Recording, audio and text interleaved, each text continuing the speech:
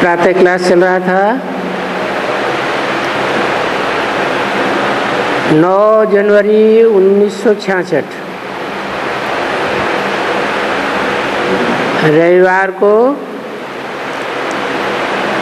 तीसरे पेज के मध्यांत में बात चल रही थी।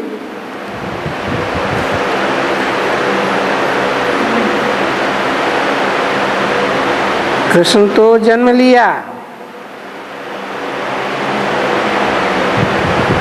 वो तो जब बड़ा हो तब कुछ ज्ञान की बात निकली।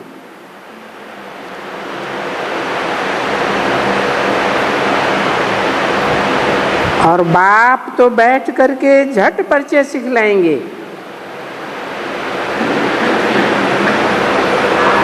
बाप में और बाप शिव के बच्चे में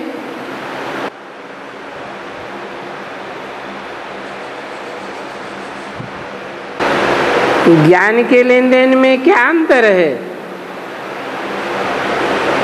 बाप तो प्रवेश करते हैं, झट ज्ञान सुनाने लग पड़ते हैं। और कृष्ण तो बच्चा जब बड़ा हो तब ज्ञान सुनावे।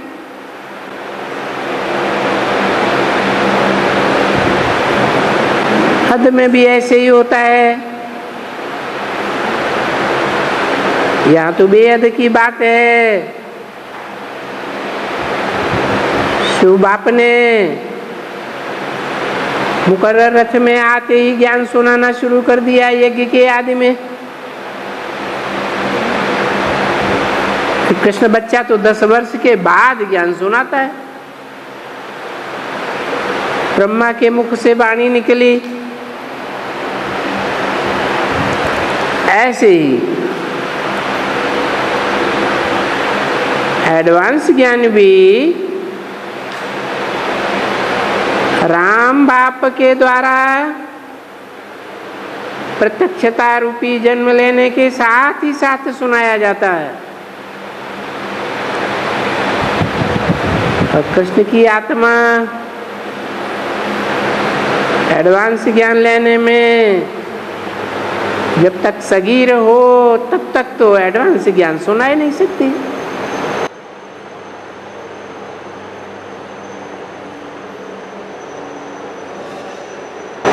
और ये बाप तो आने से ही शुरू कर देते हैं। अभी तुम अनुभवी हो, जानते हो, आने से ही मुरली शुरू हुई है। अभी ये पता नहीं। हाँ, ये जरूर है कि जब तक शरीर होगा तब तक समझाते रहेंगे। इसके तन की बात कही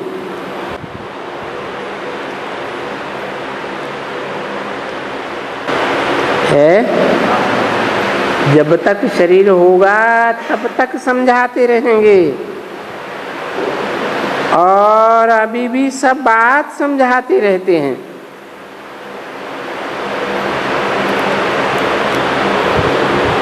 तो कब तक समझाते रहेंगे? जब तक ये शरीर होगा। कि शरीर की बात की,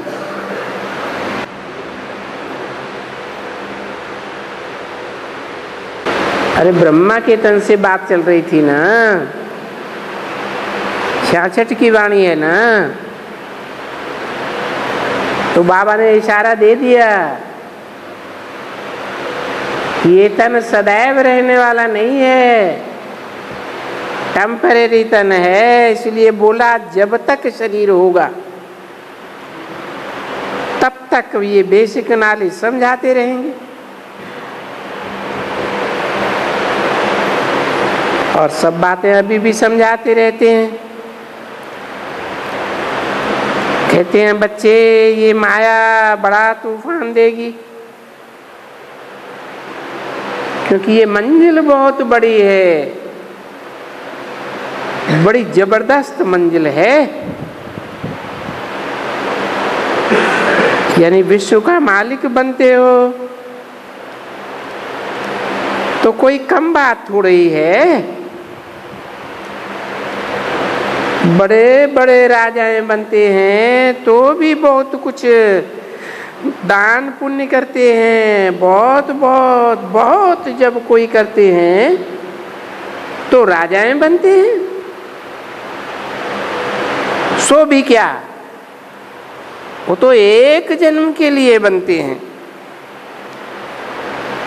वो भी बीमारी सीमारी वो तो आती रहती है। कोई सदा के लिए सुखी थोड़े ही बनते हैं। यहां तो देखो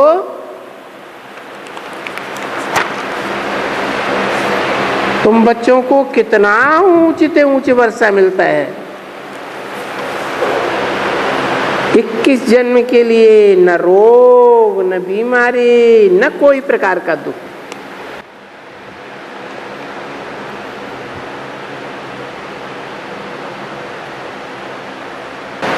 नौ जनवरी 1966 की वाणी का चौथा पेज। तो जब बाप से पढ़ाई से ऐसा वर्षा मिलता है तो विचार करो बाप का तो बने, परंतु फिर पढ़ाई कितनी चुस्ती से पढ़नी चाहिए।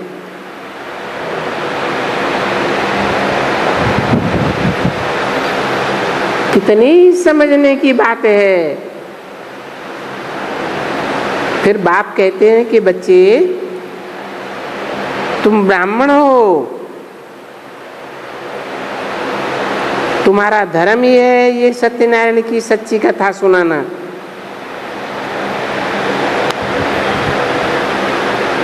वो भी तो ब्राह्मण होते हैं ना।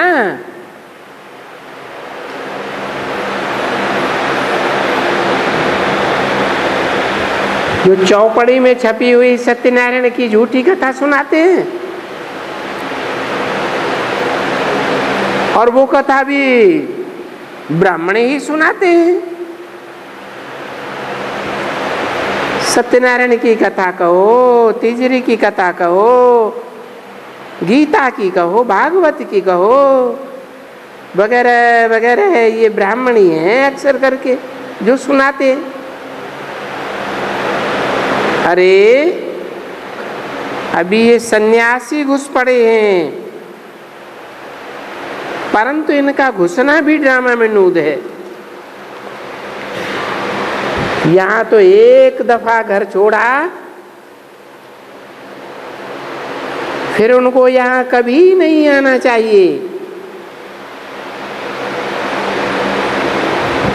देखो खुद मालिक भी नहीं आते थे, चेलों को भेज देते थे, परंतु पहले खुद भी तो आए होंगे ना। किसी के तो चेले बने होंगे जो पहले मदद भी की होगी, पीछे बड़ा बन गया होगा। फिर दूसरा चेला आया होगा तो खुद बंद कर दिया होगा। नहीं तो इनकी बड़ी बड़ी कायदे से बात थी। बाप बैठकर समझाते हैं ना, बस फिर इनको कोई गृहस्थ के झंझट में आना थोड़ी ही है। वो बोलते हैं कि हमने हर्थ एंड हेम छोड़ा है, अभी भी कहते हैं हर्थ होम मन घर बार छोड़ा, धन दौलत सब छोड़ा, बरोबर छोड़ा था। अभी तो तमो प्रधान बन गए।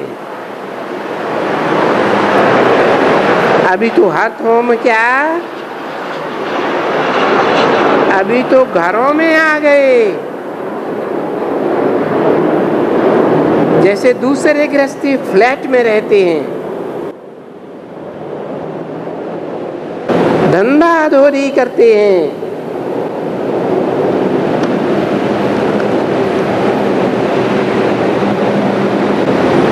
पैसे कमाने के धंधे करते हैं ना।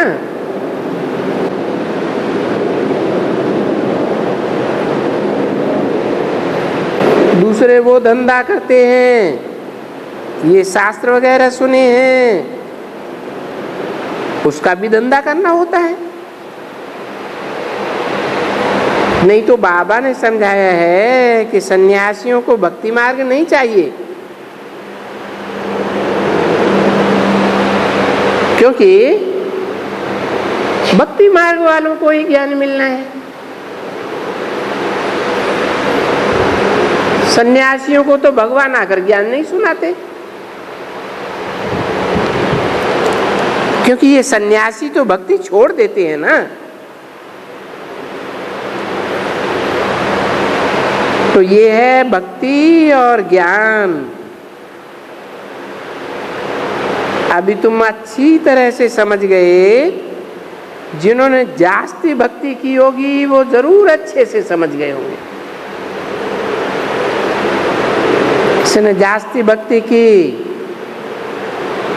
तो अभी तुम्हारी आंखें खुल गई कि हम सो जो देवता थे सो क्षत्रिय वैश्य, फिर उस समय से हम फिर पुजारी, और पूज्य से फट से पुजारी।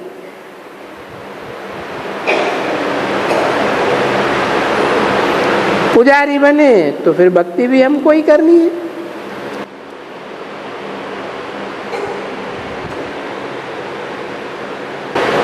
और तो कोई को नहीं करनी है। बस ये भारतवासी जिसको कहा जाता है हमको ही भक्ति करनी है।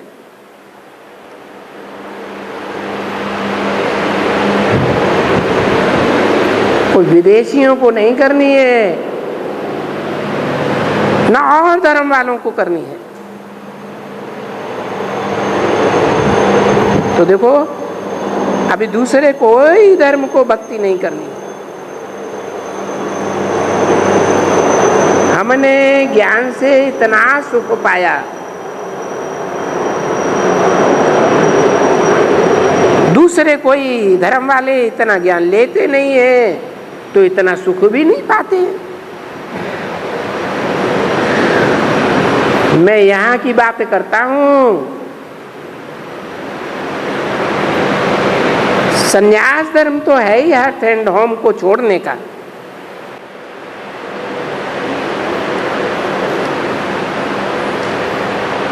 उनको तो वहां ही जंगल में जाना है। हाँ, वो पवित्रता की ताकत की मदद बहुत करते हैं। बाप ने समझाया है कि वो छोड़ करके पवित्र रह करके ये पवित्रता की मदद बहुत की है। नहीं तो अपवित्र होने के कारण भारत बहुत हिल जाता। देखो अभी भी बहुत पतित बन गए हैं ना। तो अभी देखो कितना हिलेंगे, कितने विनाश में हिलेंगे। तो ये सभी आग लगेगी।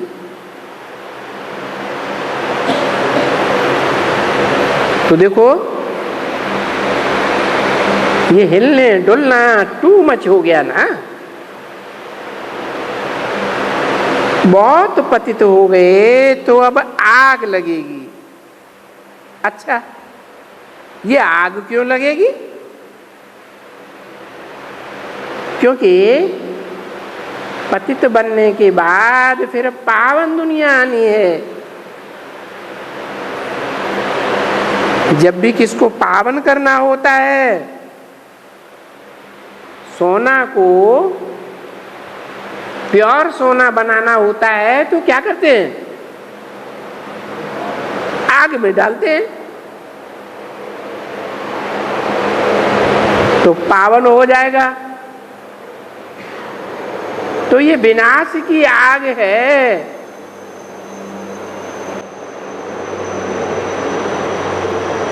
और ये विनाश की आग भी यहाँ भारत में बहुत,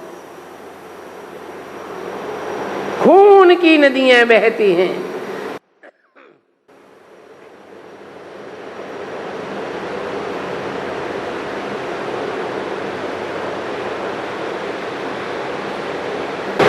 ऐसी आग लगती है कि आग में डालने से चीज शुद्ध हो जाती है। बरोबर भक्ति मार्ग में ये दिखलाते भी हैं कि होलिका जब होती है तो आत्मा शुद्ध हो जाती है और शरीर जल जाता है। यादगार है ना।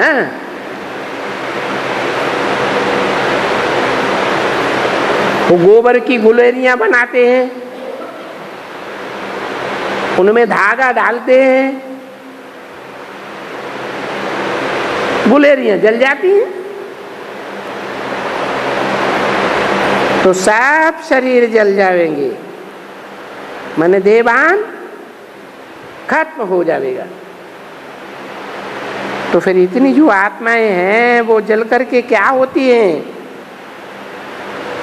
वो तो शुद्ध हो जाती है ना।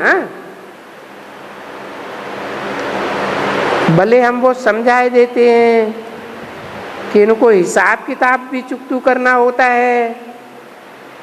अरे ये बात तो कोई दूसरे नहीं जानते हैं ना।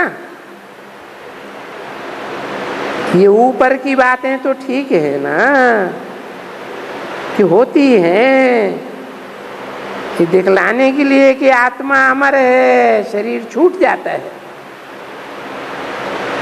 फिर जरूर आत्मा को दूसरा शरीर चाहिए।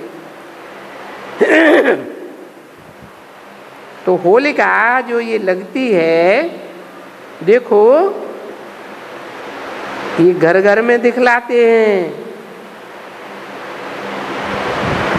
कितनी जगह में, गांव गांव में, शहर शहर में, मोहल्ले मोहल्ले में आग जलाते हैं। तो सभी घरों में आग लगेगी।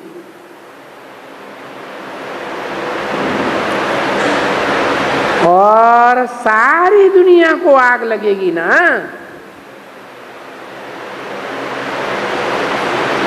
तो फिर आत्माएं पावन हो जाएंगी।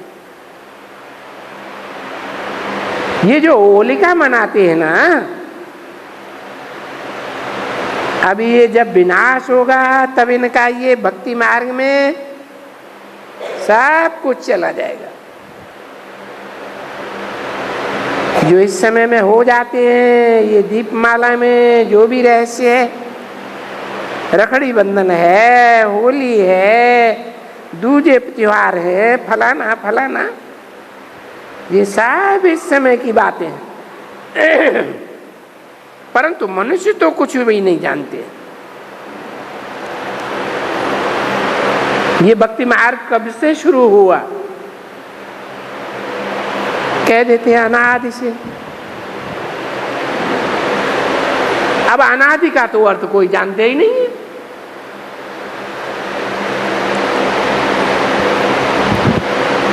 हाफ एंड हाफ तो मालूम ही नहीं है। क्या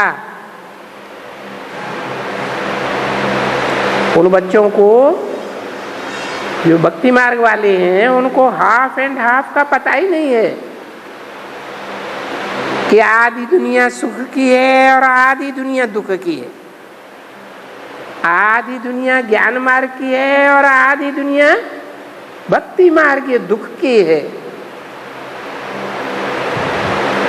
आधी दुनिया नई है और आधी दुनिया पुरानी। युग भी ऐसे ही हैं, 4 युग और 4 ही समय के। और उन भक्ति मार्ग वालों ने तो बहुत ही उल्टी पुल्टी कथाएं गढ़ दी हैं। तो बाप बैठ करके समझाते हैं, ये तो हुआ विशाल बुद्धि वालों के लिए। क्या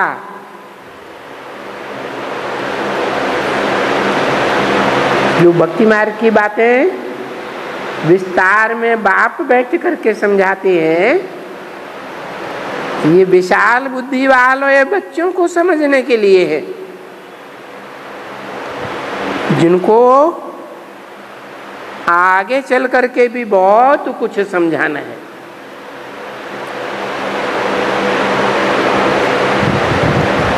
फिर भला बताओ थोड़ी बुद्धि वाले कैसे समझावेंगे? फिर तो ये तो हुआ तुम्हारे लिए विस्तार। तो थोड़ी बुद्धि वालों के लिए भी तो समझाया जाता है ना।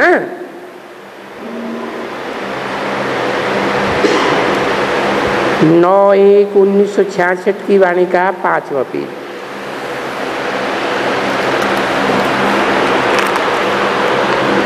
ये देवताएं स्वर्ग में राज्य करते हैं ना,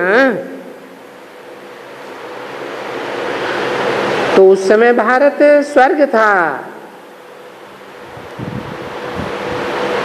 अभी नरक है ना।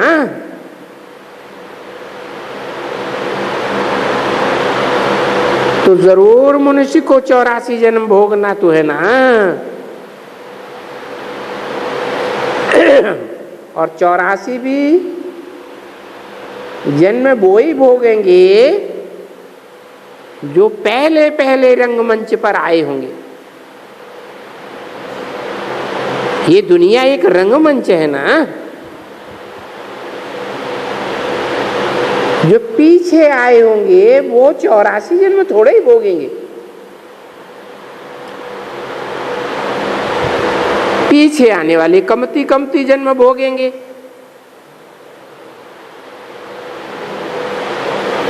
तो देखो कहां तक ज्यादा जन्म है कि मैक्सिमम 84 और मिनिमम 1 जन्म। तो शुरू तो होता है ना, जरूर 1 से लेकर के शुरू होगा।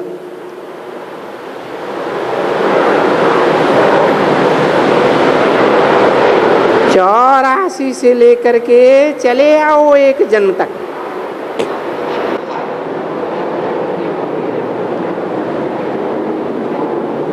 पिछाड़ी में अभी जो आएंगे कलयुग के अंत में, उन्हों का क्या होगा? वो तुम्हारी बुद्धि में अभी अच्छी तरह से आया कि तुम 84 पूरे भोगते हो एकदम।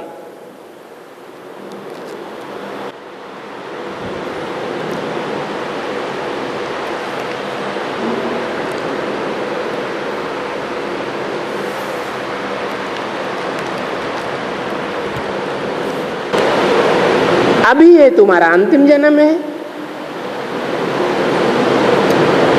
तुम जानते हो कि हमारा अंतिम जन्म है और तुमको खुशी होती है जरूर कि अभी हम 84 जन्म भोग के अंतिम जन्म में आए।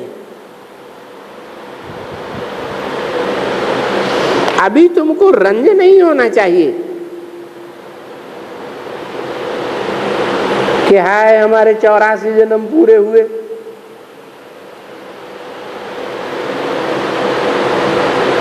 रंज की तो बात ही नहीं, इतना पक्का हो जाना चाहिए क्या कि हमारा अंतिम जन्म श्रेष्ठ ते श्रेष्ठ जन्म है। क्योंकि देवताओं से भी श्रेष्ठ है। द्वापर कलयुग के 63 जन्मों से तो श्रेष्ठ है ही, परंतु देवताओं के जन्मों से भी श्रेष्ठ जन्म है। क्योंकि देवताओं को ईश्वर बाप नहीं मिलता है, और हमको इस जन्म में ईश्वर बाप मिला है।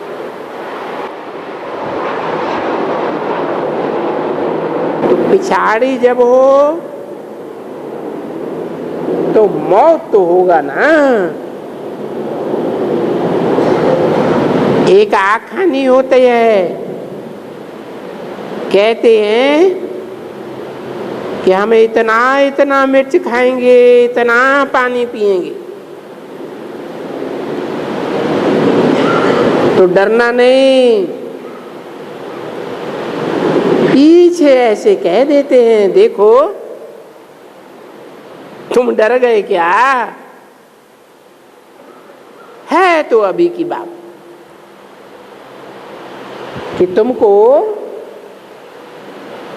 विनाश के टाइम पर कुछ भी हो जाए फिर भी तुमको डरना नहीं है, हिलना नहीं है।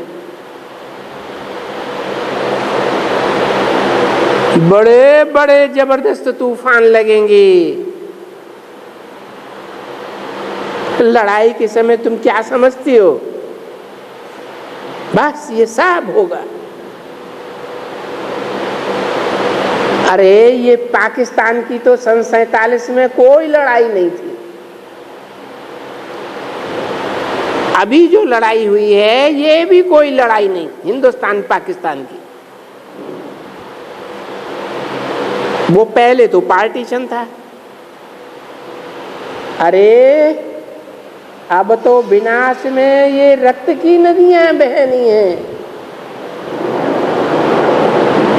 जैसे पानी की नदियां बहती हैं। बड़ी खौफनाक लड़ाई है, बात मत पूछो। तो पहले से ही बोल देते हैं कि इतना सब तुमको समझाया जाता है कि पिछाड़ी में ये सब देख करके दहक नहीं जाना, क्योंकि तुम जानते हो कि बाबा हमारे लिए विनाश कर रहे हैं। क्या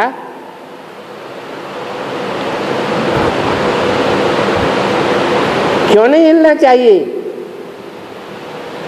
है कि बाबा हमारे लिए, जो हमारा विरोध करने वाले हैं उनका विनाश कर रहे हैं,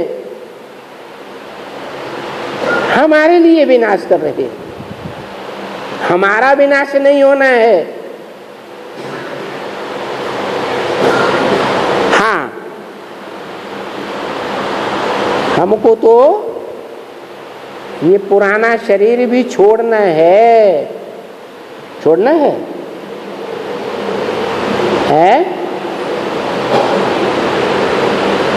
शरीर छोड़ना है या तो भान छोड़ना है?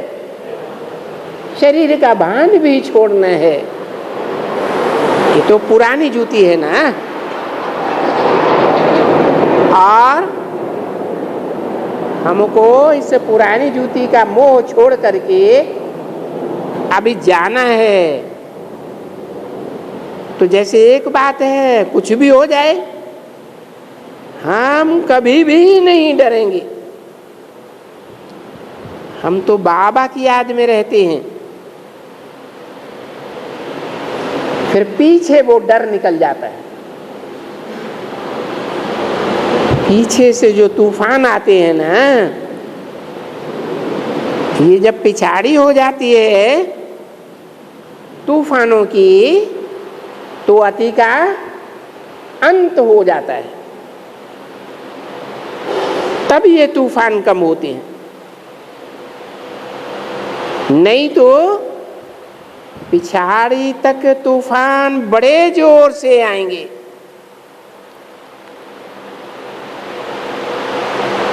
तुम लोग ऐसे कहीं नहीं समझना।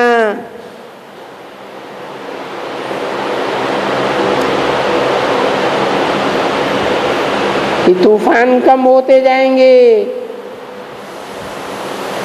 अनेक प्रकार के तूफान आएंगे। ये मर गया, वो मर गया, ये पैसा चला गया, ये साब होगा, ये पिछाड़ी में तो ऐसे ही होगा ना।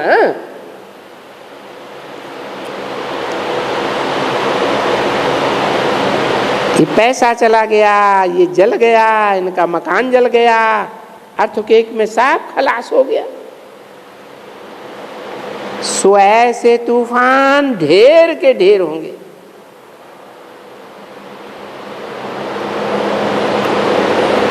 दूसरे मनुष्य तो वो पहले से ही थोड़ा देखेंगे और डरेंगे।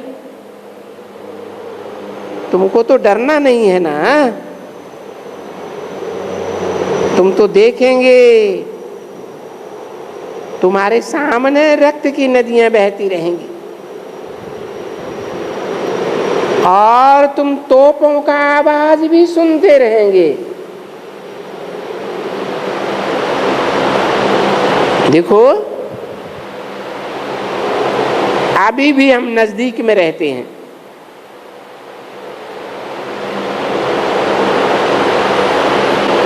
मिलिट्री वाले तोपें छोड़ते हैं ना। माउंट आबू की बात बताई, तोपों की आवाज में क्या हम डरते हैं?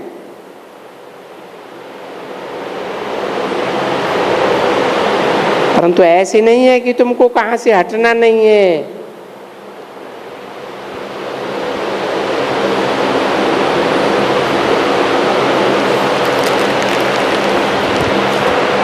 कोई ऐसी आफत आती है तो हटना जरूर होता है।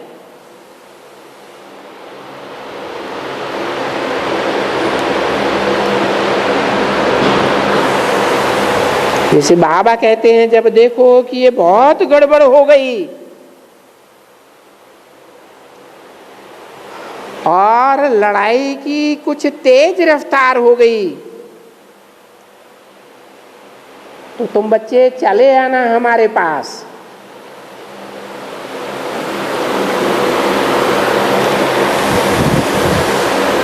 कहाँ चले आना है? परमधाम में? कहाँ चले आना है? मिनी मधुबन में? मिनी मधुबन तो ढेर के ढेर हैं। बाबा जो कहते हैं हमारे पास चले आना, तो बाबा तो एक ही जगह होंगे ना कि सभी मिनी मधुबन होंगे, सर्वव्यापी हो जाएंगे। तो कहाँ चले आना है? जहाँ के लिए बोला है कि तुम बच्चे बाप के घर परमधाम को इस सृष्टि पर उतार लेंगे, जहाँ शांति ही शांति लगी पड़ी होगी।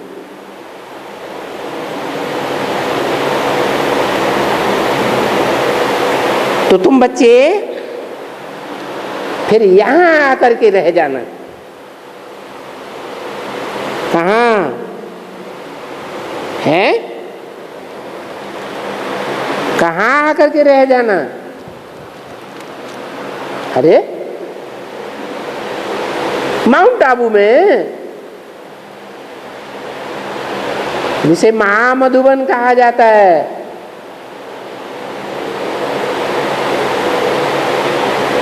क्योंकि बाप के सामने होंगे तो अच्छा ही है।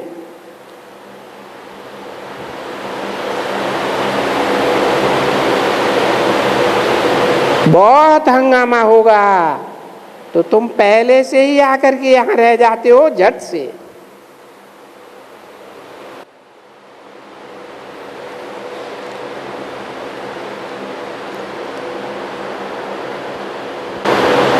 क्योंकि लड़ाई चलती तो है ना बड़ी जोर से।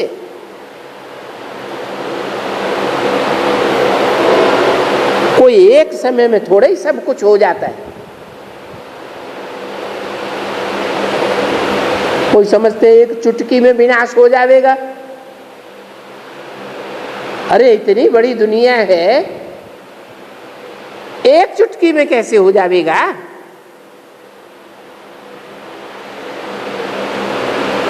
जैसे सन 76 के लिए समझ लिया,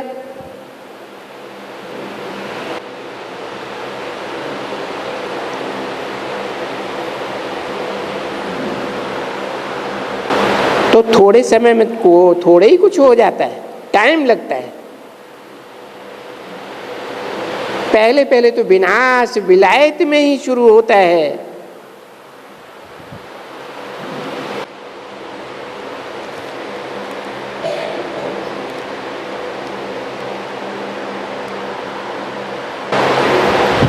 तो फिर यहां धक से आ जाता है बिल्कुल, और समझ लेते हैं कि अभी महाभारत लड़ाई शुरू होती है।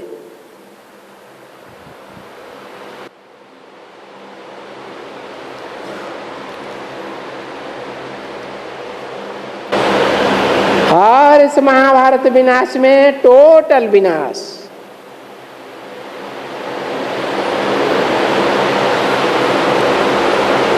उन्होंने तो शास्त्रों में वो प्रलय दिखलाई दी है, समझाते हैं टोटल विनाश हो गया, पर नहीं, हमको तो यहां स्थिरियम रहना है। महावीर हनुमान का वो मिसाल दिखलाते हैं ना, अडोल रहेंगे, अचल रहेंगे, ये करेंगे।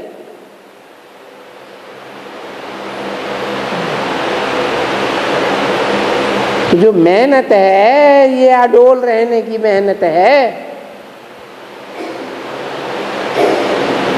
अचलगढ़ तुम्हारा यादगार है, इस अचल रहने में मेहनत है। और तूफान तो आते ही रहेंगे।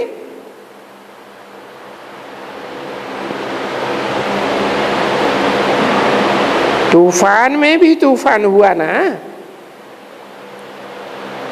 तूफान मौत का, तूफान फलाने का, सारे नुकसान का। ये मरे, ये सब मरते रहेंगे।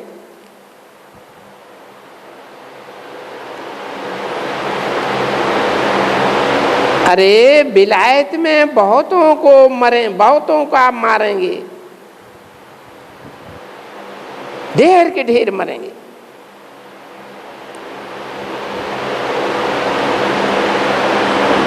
और विलायत वाले भी यहां आते तो रहेंगे ना,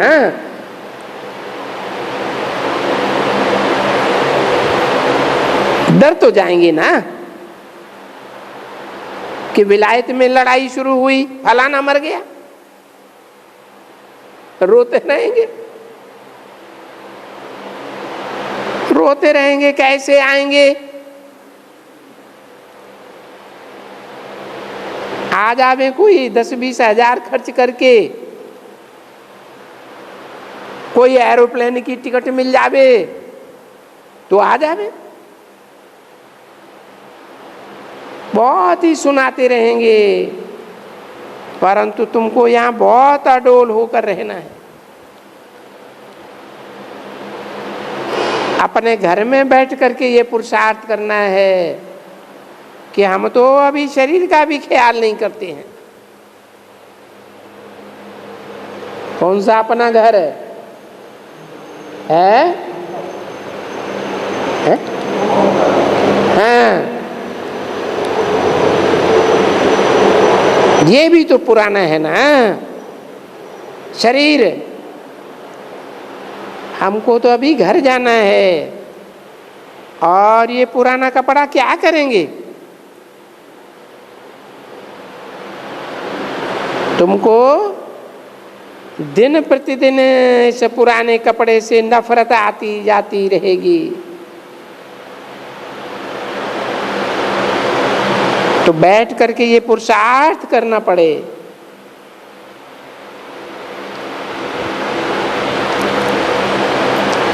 कि अभी हम शिव बाबा के पास जैसे कि जाते हैं, क्या कहा है? क्या पुरुषार्थ करना पड़े? शिव बाबा के पास जाने का भी कोई पुरुषार्थ होता है?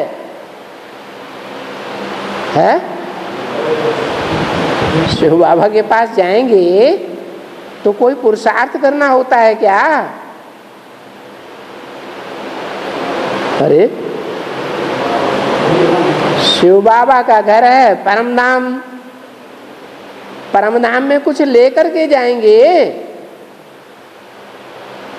शरीर लेकर के जाएंगे, शरीर के संबंधियों को लेकर जाएंगे, बाल बच्चे साथ में ले जाएंगे, है घर मकान दुकान ले जाएंगे, पैसा वैसा, तो क्या पुरुषार्थ करना होता है? बैग एंड बैगेज क्या करना है? अभी से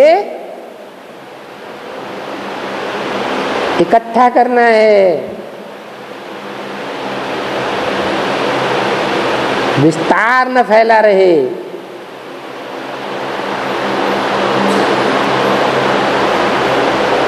तो देखो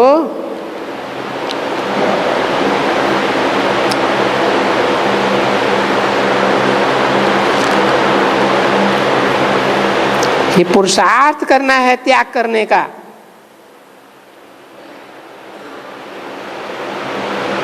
अपने शरीर का भी त्याग करना है तो और क्या चीज रह जाएगी?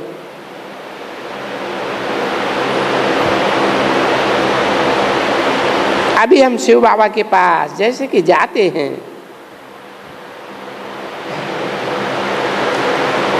हम शरीर का भी ख्याल नहीं करते हैं।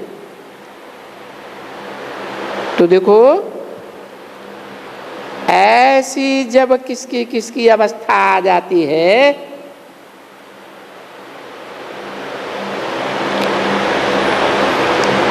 सबकी नहीं, तो वो अनकॉन्शियस हो जाते हैं।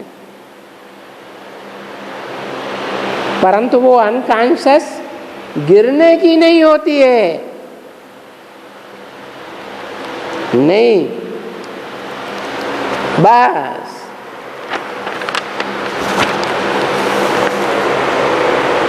ये एकदम शांत में हो जाते हैं। जैसे कि बाबा कहते हैं विश्रामपुरी में बैठा है,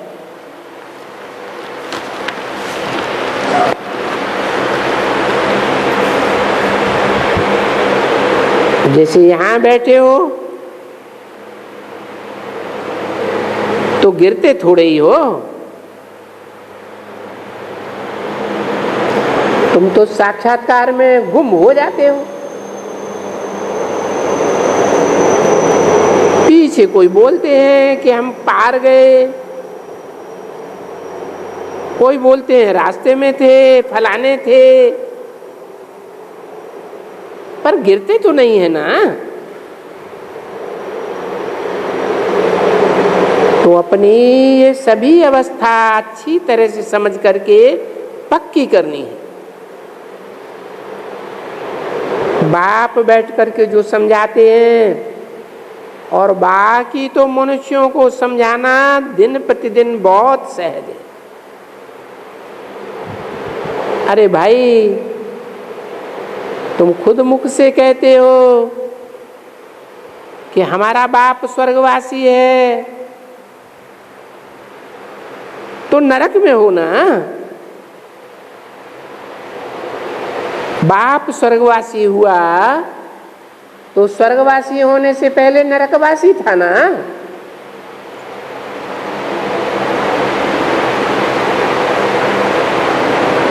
अब ये दुनिया नरक तो भला है ना, यूं भी कहो कि नरक है। स्वर्ग में इन लक्ष्मी नारायण का राज्य था। तो चलो अभी तो ये नरक बदलना चाहिए ना। उसके लिए ये महाभारी महाभारत विनाश की लड़ाई लग रही है और हम ये नारे समझाए रहे हैं। गेट पे टू हेवन इज महाभारत। जो इस महाभारी महाभारत लड़ाई से पसार करेंगे वो स्वर्ग के गेट से पसार होंगे। बाबा क्या कहते हैं,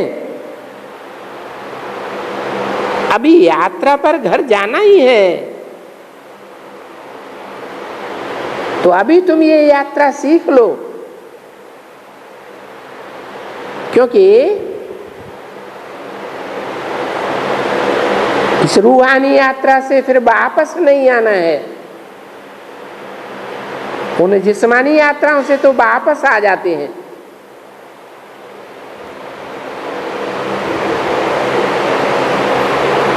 अभी उस यात्रा में क्यों सीखते हैं? क्योंकि उस यात्रा से ऐसा नहीं होता है कि बुद्धि का योग लगता है, नहीं। वो तो यात्रा कर कर के फिर वापस आ जाते हैं, पतित बनते हैं।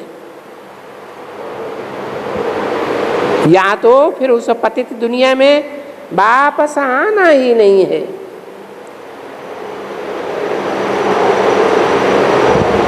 और पवित्र बनना है। पवित्र बनने के बगैर तो कोई जाएगा ही नहीं। पवित्र नहीं बनेंगे तो फिर सजाएं खाएंगे, नहीं तो ये पुरुषार्थ करेंगे। तो बच्चों को शिक्षा ही ऐसी दी जाती है। वो बाप बोलते हैं कि मेरे को जितना याद करेंगे इतना ऊंचा वर्षा तुम पाएंगे।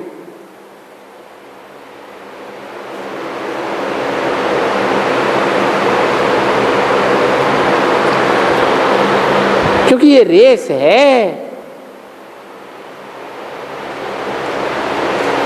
जो हमको पहले आकर के हाथ लगाएंगे, कौन सा हाथ?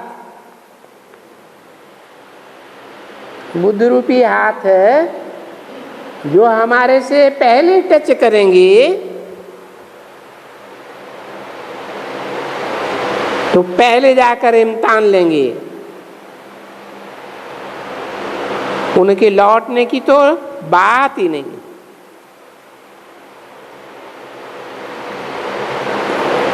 वहां तो स्कूल में जाकर के हाथ लगा के फिर यहाँ वापस आए तो वो उसको विन करे, नहीं तो रास्ते में लौटते वक्त भी कोई थक जाते हैं। तो यहाँ तो फिर वो लौटने की बात ही नहीं है। ये लौटने की रेस नहीं है। यहाँ तो सिर्फ भागने वाली रेस है। वो रेस होती है ना, झंडे को हाथ लगा करके लौट आवे।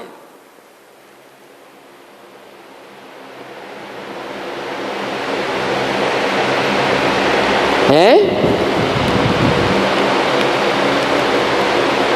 इसका अर्थ क्या है? यहां जो पहले जाएगा सो पहले तख्त पर जाकर बैठेगा।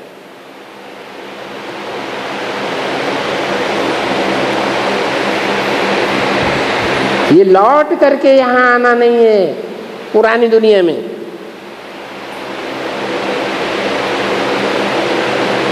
क्योंकि वो बाप समझाते हैं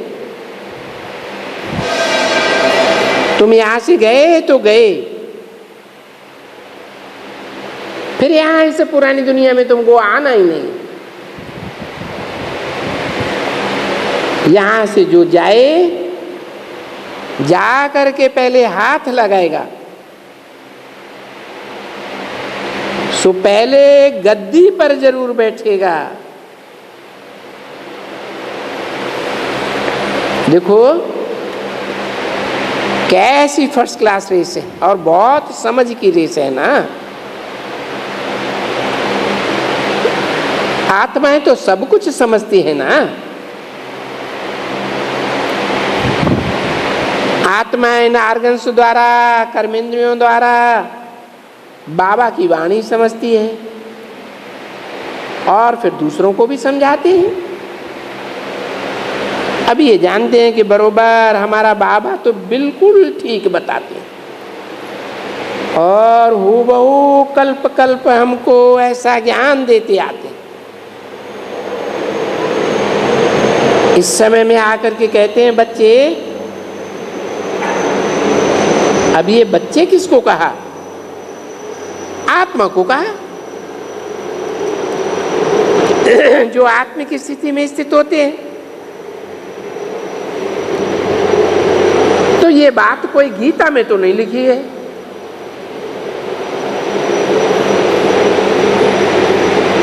वहां तो लिखा है हे अर्जुन। अब बाबा तो ऐसे नहीं कहते हे अर्जुन,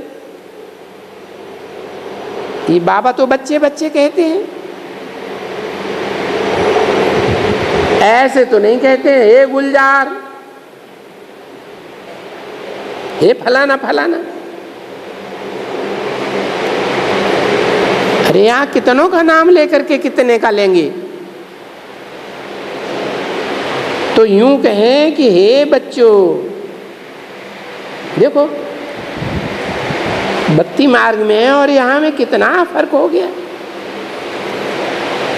हे बच्चों, अब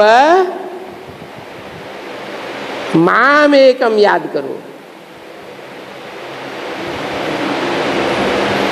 अभी बच्चों का कितनों का नाम लेंगे?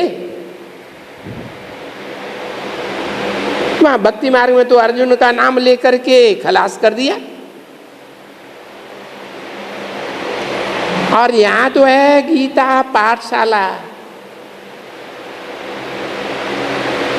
पाठशाला में कभी कभी कोई प्रश्न पूछेगा कोई से, हे फलाना तुम्हारे से प्रश्न पूछता हूं। बाकी पढ़ाते तो सबको है ना, तो ये भी बाप पढ़ाते हैं। अरे ये बाप का पढ़ाना यही बड़ी बात है। और बाप सो भी कौन सा बाप?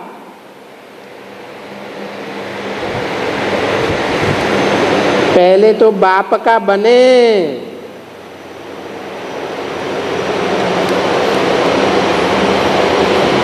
तुम्हारे द्वारा पहचाने,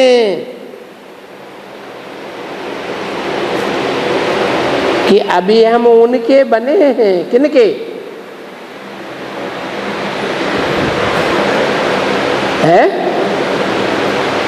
शिव बाबा के बने हैं, क्योंकि शिव बाबा जो आत्मा है, सुप्रीम सोल, उसको अपना शरीर तो है नहीं,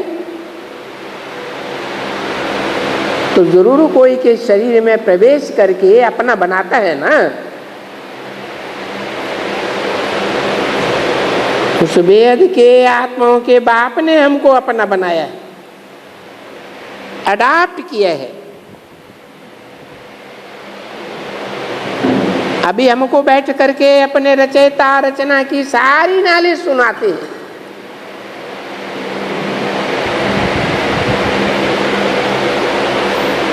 अब ये तो सुनाते हैं तो तुम सुनो। हम जो कहते हैं कि बाप हमको जो रचयिता है, वो रचना सतयुग से लेकर के कलयुग के अंत तक, फिर कलयुग से सतयुग की याद ये कैसे होती है, कैसे चक्कर फिरता है, सो बैठ करके अभी समझाते हैं।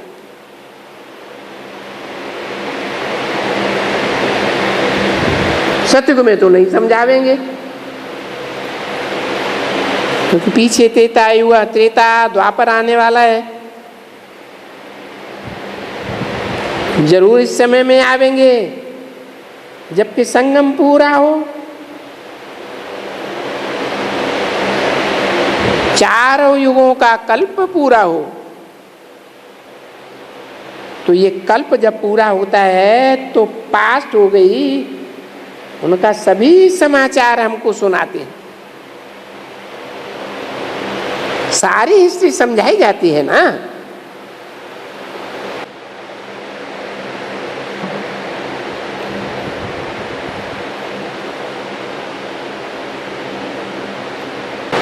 कहते हैं लॉन्ग लॉन्ग है वो, तो क्या हुआ?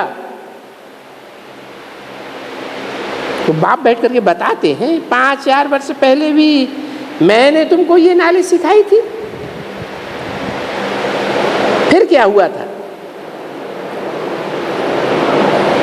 फिर तुम जाकर के देवी देवता बने। तो ये भी आख्यानी हुई ना,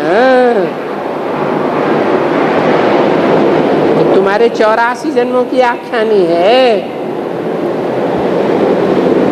अच्छा, ओम शांति।